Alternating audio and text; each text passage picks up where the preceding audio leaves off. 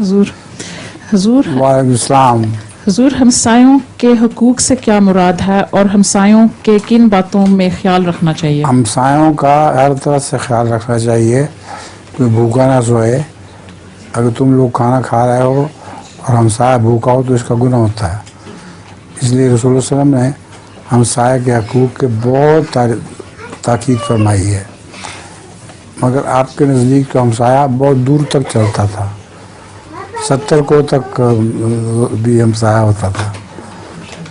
تو آپ یہاں تو نہیں کر سکتی کیونکہ یہاں غربت نہیں ہے، مگر ہو سکتا ہو خیال رکھنا چاہیے. تو ہمسایوں کے لیے جو بیچتے ہیں وہ ہم غیر ملکوں میں، غریب ملکوں میں بھیج دیتے ہیں. ہم عید پہ بھی ہمسایوں کو کھانا بھیجتے ہیں. عید پہ جو ہے کھانا دیتے ہیں وہ صدقے کے طور پہ نہیں ویسے نہیں، ہاں ویسے ٹھیک ہے. جزاک اللہ. اور